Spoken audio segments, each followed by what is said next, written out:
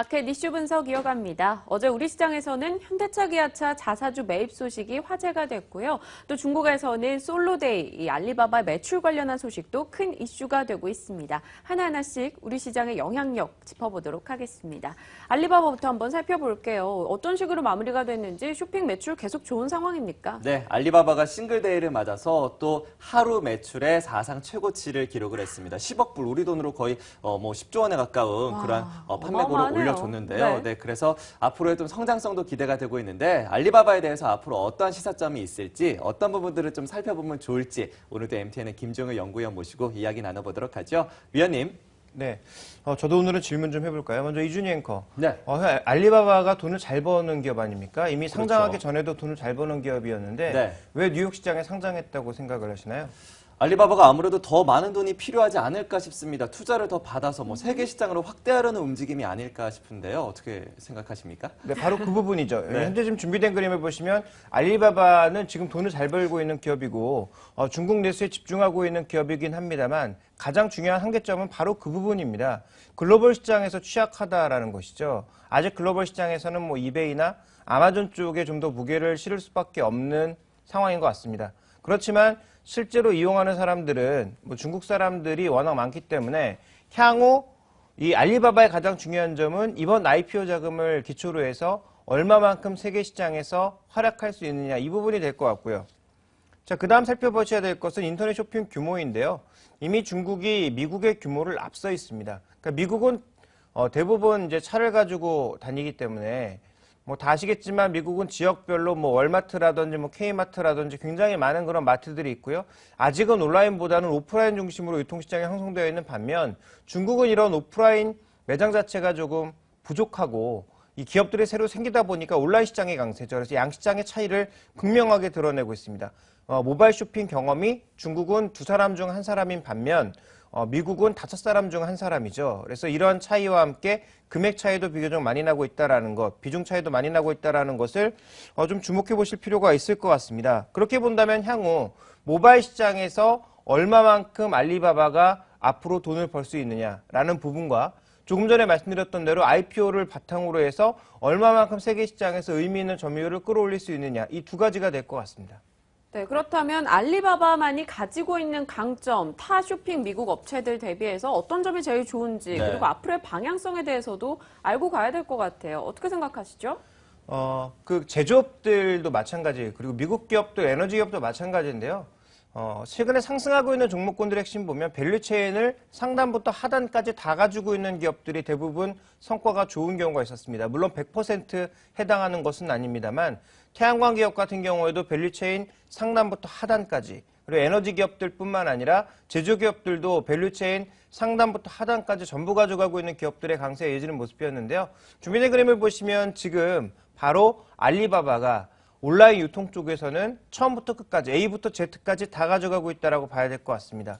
우리가 흔히 얘기하는 타오바오를 포함해서 티몰과 같은 C2C, B2B, 그 다음에 온라인 쇼핑몰, 거기다가 티켓몬스터 같은 이런 여러 가지 형태의 쇼핑몰들을 가지고 있는 건 물론이고요. 결제 서비스, 그 다음에 이 결제 서비스를 이용할 수 있는 여러 가지 서비스를 연동할 수 있는 클라우드 서비스라든지 다 가져가고 있거든요. 그러니까 온라인 쇼핑몰의 처음부터 끝까지를 다 가져가고 있다는 것이 이 알리바바의 가장 중요한 강점이라고 보여지고 있고요. 이 알리페이가 지금 또 IPO 얘기가 나오고 있습니다. 중국 시장에 IPO를 하겠다라는 얘기가 나오고 있는데요. 그렇다면 관련 자회사들을 쪼개서 또 분할해서 상장할 가능성도 배제할 수가 없고요. 알리페이는 왜 중요하냐? 준비된 그림에서 보시는 것처럼 단순한 결제 서비스가 아닙니다. 중국 내에서는 워낙 현금을 중요시하다 보니까 이런 모바일 결제에 대한 불편함이 굉장히 많이 있었는데요. 알리페이는 실제로 현금처럼 사용할 수도 있고 저축 서비스로도 활용할 수 있고 MMF 운영도 할 수 있는 조금은 이상한 개념의 그 결제 서비스입니다. 그러니까 일종의 금융 시스템이 갖춰져 있다는 거죠. 그러다 보니까 실제로 화교권 그리고 중화권에서는 이 알리페이를 일종의 현금처럼 이용하고 있다는 점에서 향후 사용자가 늘어날 가능성을 배제할 수 없다. 좀 이렇게 봐야 될 것 같습니다. 그래서 전체적으로 제가 보기엔 지금 분기별로 봤을 때 거래액과 모바일 비중이 앞으로도 계속 늘어날 가능성이 있어 보이고요. 그 다음에 알리바바 액티브 유저, 실제로 가입자 7억 명인데 이 중에서 활발하게 활동하는 사람들이 벌써 3억 명에 육박하고 있다라는 거죠. 그러니까 절반 이상의 인구가 벌써 절반은 아니죠. 한 4분의 1 정도의 인구가 이 알리바바를 통해서 굉장히 활발하게 매매를 하고 있고 금융 서비스들을 이용하고 있다라는 것입니다. 우리가 라인이나 이런 거 얘기할 때 뭘 중요시합니까? 액티브 유저가 얼마냐를 굉장히 중요시하고 이들이 얼마만큼의 매출을 올리느냐를 중요시하거든요.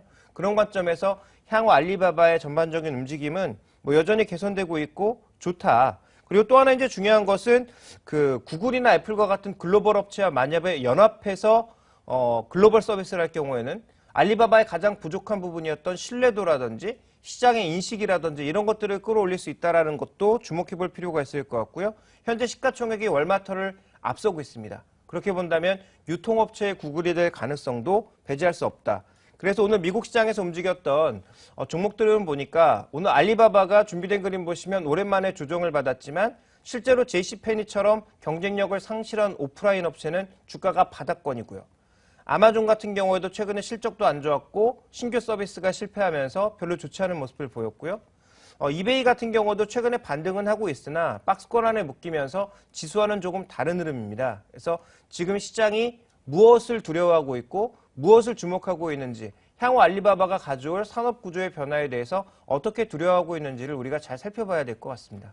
네, 그렇다면 이같이 알리바바가 정말 무섭게 성장을 해주고 네. 있는데 우리 시장 유통업체들도 좀 느껴야 되는 바가 있을 것 같아요. 어떠한 점들이 시사하고 있는지 또 우리 시장에서 관련주들을 좀 찾아본다면 어떠한 종목들이 수혜에 입을 수 있을지 살펴볼 수 있을까요? 네, 그 마윈 회장이 한 얘기가 있죠. 굉장히 오만하다라는 평가도 많이 받았습니다만 글로벌 중소기업을 내가 벌어 먹여 살리겠다라는 얘기를 했습니다.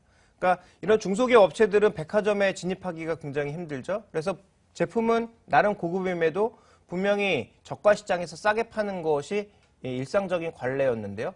이게 만약에 이제 글로벌 플랫폼, 흔히 얘기하는 알리바바가 글로벌 플랫폼이 돼서 글로벌 마켓플레이스에 실리게 된다면 그땐 얘기가 달라지는 거죠. 그래서 지금 치열하게 과거에 뭐 2,000개밖에 불과하지 않았던 사업자가 지금 뭐 27,000개, 37,000개 계속 늘고 있는 상황이고요. 이런 과정으로 가다 보면 결국은 이 알리바바의 움직임이 좋아질 수밖에 없다라고 판단하고 있는데 국내 유통주에게는 장기적으로는 굉장히 부담 요인입니다. 아시다시피 국내 백화점 한번 들어가려면 엄청나게 비싼 돈을 내야 되기 때문에 국내 유통 혹은 글로벌 유통주들의 근간을 흔들 수 있는 그런 흐름이기 때문에 기존 유통주들에게는 조금 많이 불리한 상황이고요. 인터파크 INT를 많이 비교를 하는데 인터파크 INT는 비교할 대상이 아니죠. 가입되어 있는 숫자와 서비스의 질과 서비스의 규모 자체가 다르다라는 점에서 인터파크 INT는 연관 종목이긴 하나 같이 움직이기는 아마 힘들 거다라고 보고 있고 같은 밸류에이션을 적용하는 분석가는 제가 보기엔 굉장히 무지한 분석가다라고 보고 있습니다. 그렇다면 관련 종목은 뭐냐?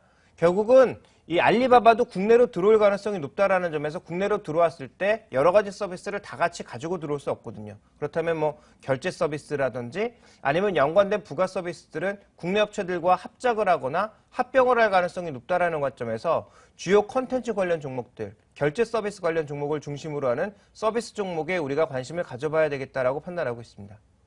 네, 이제 국내로 한번 초점 맞춰보겠습니다. 네. 현대차 자사주 매입 소식에 어제 주가가 좀 크게 화답을 했잖아요. 그랬죠. 자, 이 부분이 앞으로 주가 반등에 꾸준한 역할을 해줄 수 있을 것인지 구세주가 돼줄 수 있을까요? 여러 전문가들의 시각과 동일합니다. 과거 삼성전자의 여러 번의 사례에서도 확인되었지만 삼성전자가 자사주 매입을 하는 시점이 삼성전자의 주가의 바닥이었습니다. 그러니까 중기 바닥이었죠. 단기 바닥이 아닌 중기 바닥이었습니다. 그런 관점에서 분명히 장기 투자자들, 중기 투자자들에게 매수 시점을 줬다라는 것은 중요한 시그널이죠. 그런데 삼성전자가 자사주 매입을 주가를 끌어올려가면서 했을까요? 아니면 일정 가격에 대놓고 했을까요? 거의 일정 가격에 대놓고 했거든요. 그런 과정에서 본다면 주가를 끌어올리는 한계가 있다고 봐야 될 것 같고요. 또 하나 이제 자사주 매입을 뭐 기자들이 풀어내면서 의도를 주주환원 정책이다 뭐 이런 얘기하고 있는데 제가 보기엔 주주환원 정책도 일부 있겠지만 더 중요한 건 현대차의 지분을 자사주로 확보를 해서 지배구조를 개선하기 위한 의도가 더 높지 않나라고 판단하고 있기 때문에 지배구조를 개선하기 위해서 해야 되는데 그럼 지분을 많이 사야 되는 거고 많이 확보해야 되는 거죠. 돈은 한정돼 있는데 많은 지분을 확보하려면 어떻게 해야 됩니까? 주가가 안 올라야 되거든요. 그런 과정에서 주가를 탄력적으로 올리기에는 부담스러운 재료가 아닌가 역으로는 또 그렇게 생각해야 될 것 같습니다. 자, 그렇다면 현대차의 주가가 추세적으로 상승으로 자리 잡을 수 있을지, 현대차가 아무래도 뭐 저가에서 계속 대놓고 매수를 할 것이다라는 네. 이야기를 해주셨잖아요.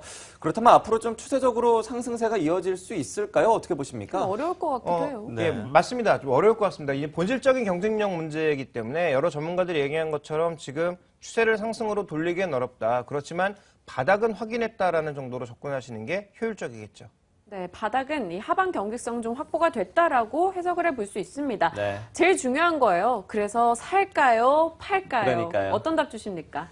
일단 뭐 중장기 투자자는 뭐 지금 가격에 어떻게 팔겠습니까? 뭐 20만 원 이상에 사신 분들이 대부분일 텐데요. 그렇다면 들고 가야 되겠죠. 그런데 만약에 단기 접근 원하시는 분이라면 현대차를 사야 될까요? 다른 종목을 사야 될까요? 저는 다른 종목을 사야 된다라고 보고 있습니다. 왜냐하면 현대차 경쟁력의 핵심, 얼마 전에 어저께인가 그저께인가 나온 뉴스로 제가 알고 있는데요. 현대차가 이제 연비율을 끌어올리기 위해서 연구를 시작했죠. 그래서 DCT를 그러니까 미션 개발을 또 시작을 했고요. 그 다음에 엔진 효율을 개선하기 위해서 노력하고 있습니다. 이게 전부 파워트레인이거든요. 근데 현대차에서의 파워트레인 핵심 종목이 뭐냐? 바로 현대위아입니다. 엔진 개발하고 그와 관련된 미션이라든지 파워트레인을 개발하는 것이 현대위아라면 앞으로 현대위아 쪽에 좀 더 시장에 관심이 모일 가능성을 배제할 수 없다. 그런 관점에서 현대위아나 그와 관련되어 있는 미션 관련주들 또 엔진 관련주들에 대한 관심이 필요하지 않을까라고 보고 있기 때문에요. 단기적으로 접근한다면 현대차보다는 현대위아 쪽에 좀 더 무게를 실어주고 싶습니다. 네, 그 밖에 자동차 부품주도 한번 볼게요. 일단 네. FTA 이야기가 나와서 반등을 줬다가 또 어젠 하루 만에 자동차 부품주가 하락으로 돌아섰습니다. FTA 모멘텀을 이 부품주는 가져갈 수 없는 것인지 어떤 시각이세요? 저는 뭐 글로벌화 될 수 있는 종목만 가져간다라고 보고 있습니다. 그래서 네. 뭐 만도나 한라공조 같은 종목군들을 말씀드린 이유가 거기에 있고요. 나머지 이제 현대차, 기아차만 쫓아가는 종목군들은 뭐 이슈에 흔들릴 수밖에 없다라고 보고 있기 때문에 저는 뭐 기본적으로 글로벌화 될 수 있는 자동차 대형 부품주를 주목해 보자라고 말씀드리겠습니다. 네, 이렇게 해서 국내외 이슈 모두 다 분석을 해봤죠. 이어서 다음 코너는 뭐죠? 네, 시장 종목 이야기 해보겠습니다. 상승주 바이앤셀 이어갑니다.